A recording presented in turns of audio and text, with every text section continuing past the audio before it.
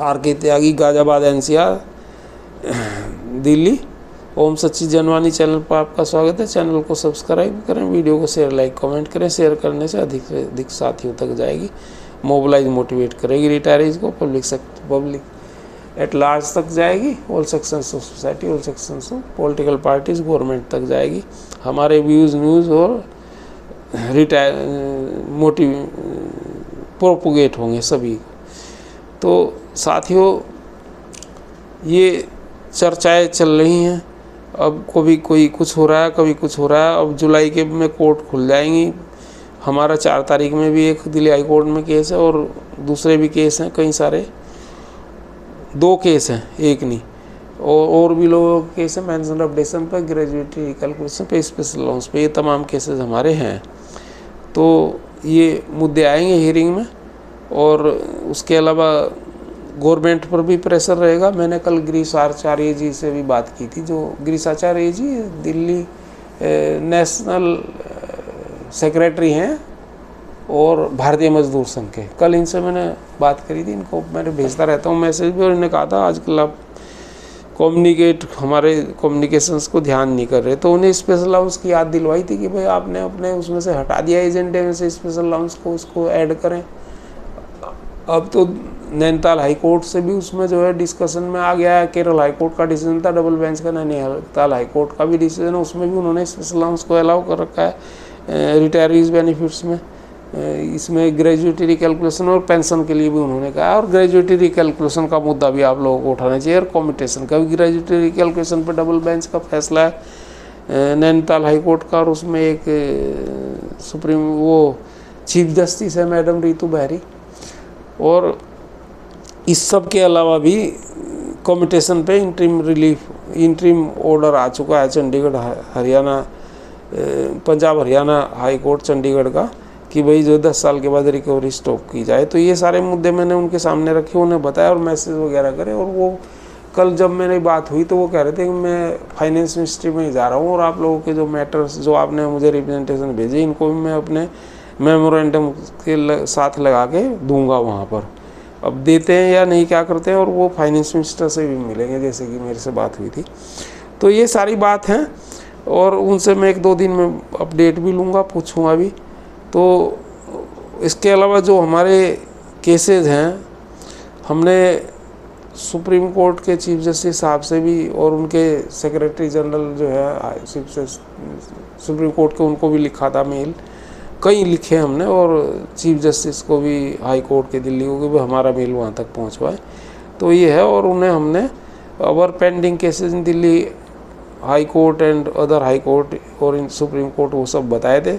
उन्हें कहा था महोदय की संवेदना युक्त वाणी द्वारा देश के सभी नागरिकों को समुचित और त्वरित न्याय दिलाने की, प्राथमिकता देने की बात को समय समय पर और विभिन्न अवसरों पर समाचार पत्रों और स्पेशल मीडिया के माध्यम से कई बार आपने दोहराया। और दिनांक 9/4/2024 को टाइम्स ऑफ इंडिया में आपका त्वरित न्याय दिलाने का विचार छपा, खासतौर से वरिष्ठ नागरिकों और सुपर सीनियर सिटीजन्स के लिए। तो उनसे हमने कहा कि भाई हमारे ये सुपर सीनियर्स के केसेस पेंडिंग हैं, और हमने उन्हें कहा आदरणीय महोदय, आप इसके सबसे बड़े राष्ट्र लोकतंत्र के सबसे बड़े न्याय प्रमुख और अधिकारी, न्याय अधिकारी, प्रथम और प्रमुख न्यायाधीश हैं, और परंतु सीनियर्स और सुपर सीनियर्स सिटीजन्स को न्याय में देरी के चलते मर रहे हैं वे, और उन्हें IBA ने मेडिकल इंश्योरेंस से वंचित कर दिया। हमारे रिटायर्ड साथियों को पूर्व मेल पर दृष्टिपात भी कर लें। और हमने कई सारे पहले जो मेल करे, और उन्हें हमने लिखा IBA ने 11/2012 से 1 BPS लागू किया, रिटायरीज और पेंशन्स को दरकिनार करते हुए, जिसमें वैधानिक लीगल प्रावधान किया गया। स्पेशल अलाउंस जिस पर कोई भी सेवानिवृत्ति लाभ नहीं दिया गया, पेंशन, ग्रेजुएटी, कम्यूटेशन एटसेट्रा कुछ नहीं। इससे problems added more and more to retirees. और honourable supreme court, honourable high court में हम लोग गए, साथी लोग और भी गए, डेट्स पर डेट्स मिलती रही, और हमारे केस पेंडिंग हैं। और हमने इसमें उन्होंने लिखा नंबर 1 केस हमने WPC 867/2019 competition of gratuity under OSR including 45 days about 30 years service, special allowance 26 days, quotient in calculation DA included, and 9th to 10th% interest on delayed period as per the rule. Long time pending in Delhi High Court and others High Court for gratuity recalculation dates after dates. Process being adopted 8 months after previous date for senior super senior citizens, many of them dying every year. ये एक तो हमने दिया है उन्होंने, number 2 में हमने दिया है WPC 4532/209 pension updation special allowance inclusion for calculation of the pension superannuation benefits and pension updation case long pending in Delhi High Court and others High Court dates after dates being applied followed next date in 4 July 24 8 months after previous date. Nothing done for seniors super seniors. 30 number पर हमने कोई और भी case दिया है, वो मैंने इसमें से फिलहाल हटाया, लेकिन उनको भेजा था हमने। नंबर 4 पे TPC number 001394/2023 registered on 18/5/2023 IBA versus KK Kalia and others listed last as tentative, इसमें मैं भी हूँ,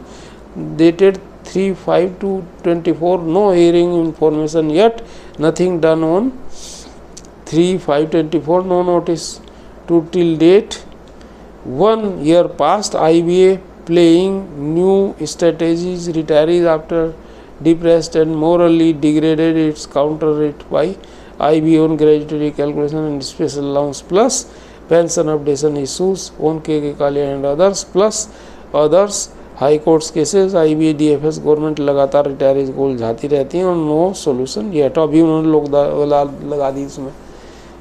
और 5वें 6वें नंबर पे भी 1-2 केस थे और फिर इन्होंने सिंगला जी वाला मैंने केस इनको हवाले किया SLP C 5561/2016 MC Singla and others versus PNB and IBA on the most important case, details as about discussed.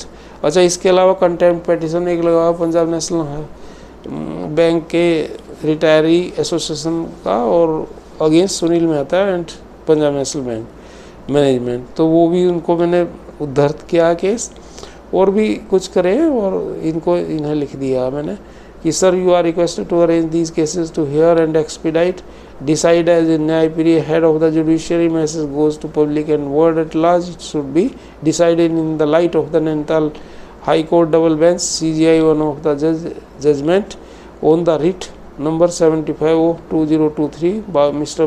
Baburam Kashyap versus Canara Bank East Syndicate Bank on 29/4/2024 and all others well established judgment in others cases referred discussed based on it। तो ये मैंने इनको लिखा है और कुछ और भी चीज़ें लिखी हैं, तो ये भी चलो मैं आपको बता ही देता हूँ।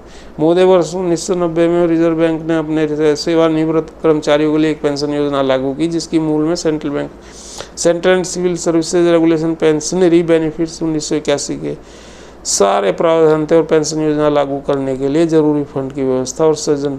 पेंशन योजना से में जुड़ने वाले सेवानिवृत्त कर्मचारियों को RBI प्रदत्त PF और संकलित ब्याज को सरेंडर करना था। वह पेंशन योजना पूर्व प्रभाव से 1/1/1986 से लागू की गई और योजना सफल रही। पब्लिक सेक्टर बैंकों के कर्मचारियों और सेवानिवृत्त कर्मचारियों द्वारा इसी तरह की पेंशन योजना लागू करने की मांग की गई, जिसके लिए इंडस्ट्रियल डिस्प्यूट एक्ट के तहत एक एग्रीमेंट डेटेड 29/10/1993 में हुआ और श्री M सिंगला की मृत्यु हो गई और मामला अभी तक सर्वोच्च न्यायालय द्वारा फैसले का इंतजार कर रहा है। आपसे अनुरोध है कि सेवानिवृत्त बैंक कर्मचारियों के इस वंचित वर्ग को त्वरित न्याय दिलाने की कृपया करें। रिटायरी साथियों को उक्त केसेज में न्याय, एरियर, इंटरेस्ट, डैमेजेस और हर्जा खर्चा भी दिलवाने की महती कृपा करें। गत अनेकों वर्षों से हमें मेंटल टेंशन से जीवन का यापन करना पड़ रहा है। धन्यवाद। अपीलार्थ निवेदक बेस्ट रिगार्ड्स राजेश कुमार त्यागी, सेवानिवृत्त central bank of India Ghaziabad. सभी त्रस्त बैंक रिटायरीज पेंशनर्स की व्यथा कथा वृत्तांत निवेदन। Mobile number 8588988205, mail ID rtyagi975@gmail.com। ये मैंने इनको लिखा। धन्यवाद साथियों। भारत माता की जय। वंदे मातरम। RK त्यागी।